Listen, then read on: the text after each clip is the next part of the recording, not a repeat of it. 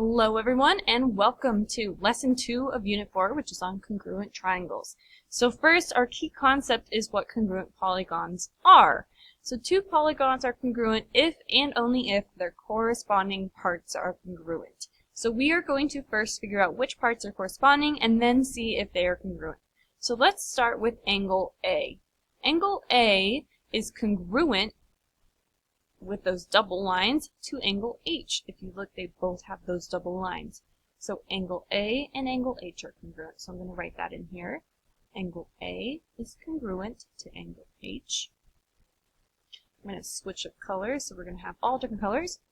Next is angle B. Angle B has the single arch for congruent, and that other angle that has the single arch is angle J. So we can say angle B and angle J are congruent. Angle B is congruent to angle J. And then last one, we've got angle C with the triple lines, the triple arches, right here, 1, 2, 3, at angle K.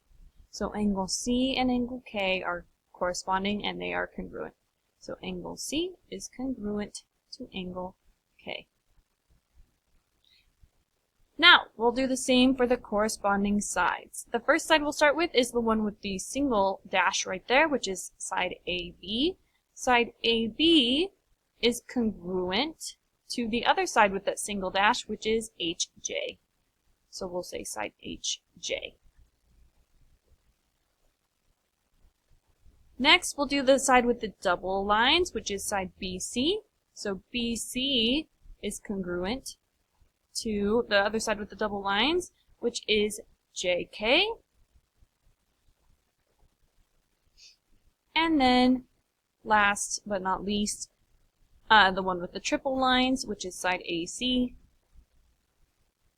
which is congruent to the side with the triple lines, which is HK. Now, notice how I put A first along with K, because those were corresponding angles, so I matched them up. Since A and H are corresponding, I put them both first. C and K were corresponding, they both went last. And that's going to really matter for when I write my congruence statement for my triangles. I'm going to say triangle A, B, C, that little triangle means triangle, is congruent to this triangle, but I need to put it in corresponding order. So, A was corresponding to H. So when I'm writing this second triangle name, I'm going to put H first, because A was corresponding to H. Next, B is corresponding to J, so J is going next. And C is corresponding to K, so K is going last. And that is called a congruence statement. I'm saying that this triangle is congruent to that triangle. They are exactly the same. Now for some guided practice. I've got some other polygons here. I need to see if they are congruent to each other. So my corresponding angles will be A looks like it's corresponding to W. I can try to write little triangles around that. X is corresponding to B. C is corresponding to Y. And D is corresponding to Z. Now, all of those are congruent to each other. They've all got those same dashes. 1 at A, 1 at W, 2 at X, 2 at B, 3 at C, or 3 at Y, 3 at C, and then 4 here. You know, it's kind of hard to see because there's so many. However, we know that all of those angles are congruent. So now we just need to check and make sure all of the sides are congruent. So now I'm going to check those sides. The side BC has a single line and the side XY has a single line, and those are corresponding sides. So that's all good. Next, AB and WX, WX, both have the double dashes, so that's good. And then AD has the triple along with WZ. And CD has the quadruple along with YZ. So since their corresponding angles and their corresponding sides were all congruent, we can say that polygon A, B, C, D is congruent to polygon. And remember, A was corresponding with W, X with B, C with Y, and D with Z. So we're going to match all those up. A was with W, so W goes first. B was with X, and then Y, and then Z. Since those are all congruent, we're good to go. Next example. Now let's just pick a random angle. I choose L. Which angle on here is L corresponding with? Looks like L is corresponding with angle Q, and they are congruent, so I'm all good. Next angle, let's do angle J. Angle J is corresponding with angle P. And then angle M with angle K. Now let's make sure all of those corresponding sides are congruent. So if I were to connect the line between L and J, it would be this line right here, from the green square to the blue square. So I'm going to do that same path from the green square to the blue square on this triangle, green square to blue square. Are they congruent? Both 50? Yes, they are. So I am good on that one. Next one I'm going to do is I'll do from the blue square to the red square, which is from J to K. Blue square to red square. Are they both congruent? They're both 39, so they are both congruent. So I'm good to go on that one.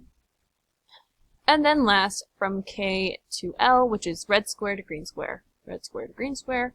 Are they congruent? Yes, they are. So these triangles are congruent. So triangle L, J, K is congruent to triangle. L was in the green box. We'll pick Q because it's also in the green box. J was our second one, and that's in the blue box. P is in our blue box there. And then K is last. K is corresponding with M. That's that. Next, in this example, we are told that the triangles are congruent, so we need to find the values of X and Y. Well, let's mark our corresponding parts. In this triangle, A and D are corresponding, so A is corresponding with D. Next, B and F are corresponding, so B will be purple and F will also be purple. And E and C are congruent, or corresponding, so I'll make them green, just so it'll be easy to find. Now, our first variable that I want to look at is Y. Y is all by itself right here, and it's pointing to this angle F. So angle F is corresponding with angle B on this triangle, and angle B is 99. And if you remember, if on congruent triangles, the corresponding parts are congruent. Therefore, if angle B is 99, then angle F is also 99. So I'm going to set those equal to each other. 8y minus 5 is equal to 99, because angle F is congruent to angle B. Now let's just solve for y. I'm going to add 5 on both sides. Plus 5 plus 5, I get 8. Y equals 104. Then I'm going to divide by 8 on both sides. Divide by 8. Y equals 13. Okay, so I solved for y. Now I just need to solve for x. Well, I've got an x on this side right here. I'm talking about this side length from F to E. Well, this side is corresponding with this side. And since their corresponding sides are equal in congruent triangles, I can say that these sides are congruent. So I'm going to set them equal to each other just like I did here. BC, or side BC, is congruent to side FE. So 38.4 is equal to 2y plus 5, or plus x. Now, I know what y is, so I'm going to substitute in 13 for y. So I just found out that y is 13. 13 plus x. I'm going to simplify a bit. 2 times 13 is 26 plus x. and then the 38.4 on the other side. Subtract 26 from both sides, and I get 12.4 equals x. So I've successfully, oh, no, that's not good. Okay, a different box. Wait, no. Okay. Draw a box around it. That's our answer for x. Okay, so this is called the Triangle Sum Theorem. Basically, this is you learned it last section, but we're gonna go over it a little bit more. If two triangles, or two angles of one triangle are congruent to two angles of a second triangle, then the third angles are also congruent. For example, we've got our example here. If C and K are congruent, which they are, if angle C is congruent to angle K, and angle B and angle J are congruent, which they are, and angle B is congruent to angle J, then the last two angles are congruent, which are angle A and angle L. Then angle A is congruent to angle L. So, let's use some of that. So, the planners of a senior banquet decide to fold the dinner napkins using the triangle pocket fold so that they can place a small gift in the pocket. Cool. If angle NPQ is this angle, is congruent to RST, which is this angle, and it's kind of hard to see, but there's a line and a line going here, and those are congruent, and NPQ, this angle, is 40, then find SRT. So we need to find this angle. So, we've got two angles here that are congruent. If this angle is congruent to this angle, then this one is also 40, because this one's 40, and that's what congruent means. So I'm going to write angle RST equals 40. Now, I don't know if you can see it very well, but there is a triangle here. Right here. So, if I redraw that triangle over here without all those other complicated lines, I have a 40-degree angle right here, and a 90 in the corner, which is right there. And I need to find this angle. Well, triangles have angle measurements that add up to 180. So if I so far have a 40 and a 90, I just need to figure out which angle measure will make it all add up to 180. So, x plus 40 plus 90 equals 180. I'm going to add those together. X plus 130 equals 180. And then I'm going to subtract 130 from both sides. 130, 130. Cool. No, that looks like a plus. Let me fix that. Minus 130.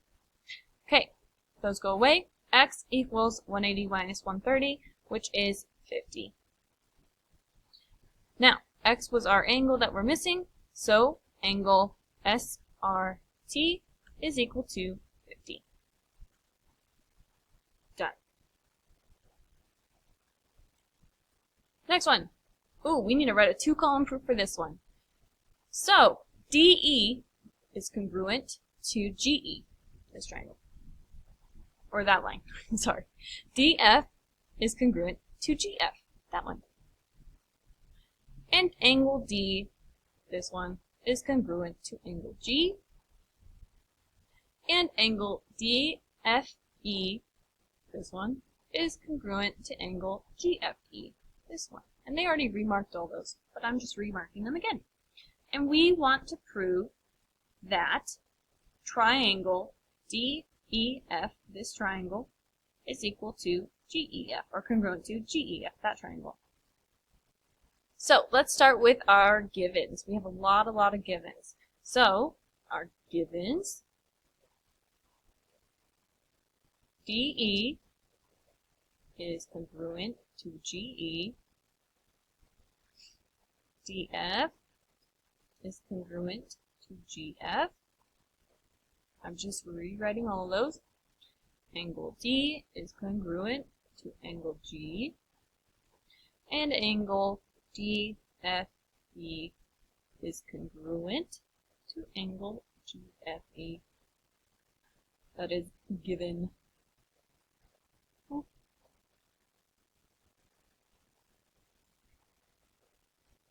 Okay, now, after I write down my givens, ooh, that's a bad line.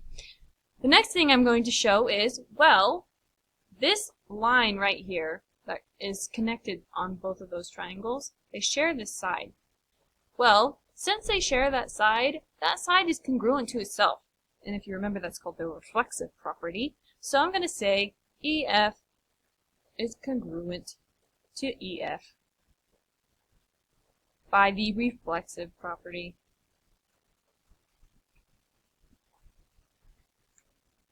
The next thing I'm going to say is, well, DEF, this angle, is congruent to GEF, this angle, because, so angle DEF is congruent to angle GEF.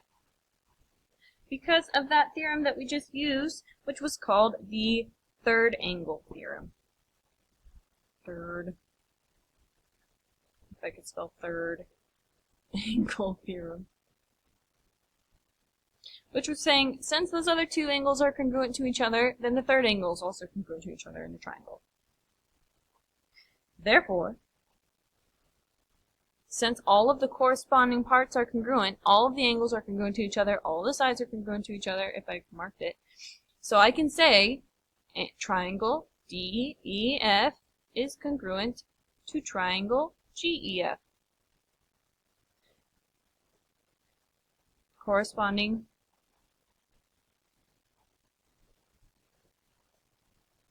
parts congruent. Done. Okay, next example. I've got another 2-column proof to make, so I'm going to write given and reasons. So on this one, my givens are angle J and angle P are congruent. That is my first one. Angle J is congruent to angle P. Next, JK, this line, is congruent to PM, this line. JK is congruent to PM. JL, this one, is congruent to PL, this one. So JL is congruent to PL. And L bisects, L, this point right here, bisects this line KM. So I'm going to write that. L bisects KM. Those are givens. Okay. Now, on to the proving part. So far, I have one angle is congruent to another angle, and I have two sides that are congruent to each other. So I need to get one more side and two more angles. So right now I have that L bisects KM. Well, a bisector cuts a line in half. Therefore, the halves are congruent because they were cut in half by L. So, KM, or KL, sorry, KL is congruent to LM by definition of segment bisector.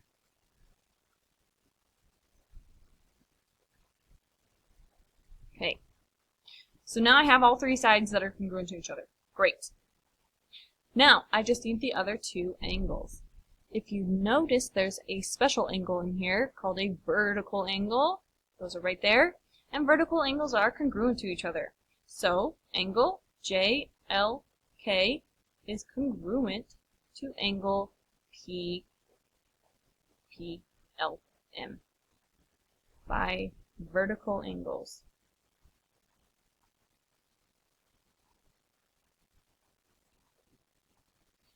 Okay, and I just need one more angle, But lucky for us, we've already proved that two of those angles are congruent to each other.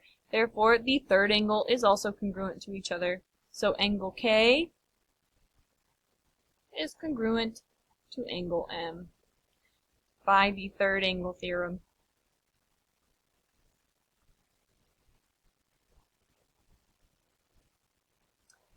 Now, all of those corresponding parts are congruent to each other. We just proved it. Therefore, my last step is just rewriting my proof. What I needed to prove was LK, can't read, is congruent to triangle PLM. Corresponding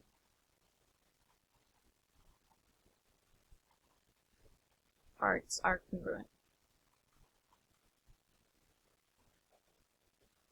Okay, this is the last slide, and it's just going over some properties, and we are already familiar with these properties. We're just applying them now to triangles. So the first one is the reflexive property, which is saying this triangle, ABC, is congruent to itself. ABC. Pretty straightforward. Next would be the symmetric property. If triangle ABC is congruent to triangle EFG, then same the other way. Triangle EFG is congruent to triangle ABC. And last is the transitive property of triangle congruence, which is saying if triangle ABC is congruent to triangle EFG, and then triangle EFG is congruent to triangle JKL, then triangle ABC is congruent to triangle JKL, because they're both congruent to EFG, so they are congruent to each other. And that's it for this section. Make sure you take a look at your homework if you have not already, and we will see you later. Bye!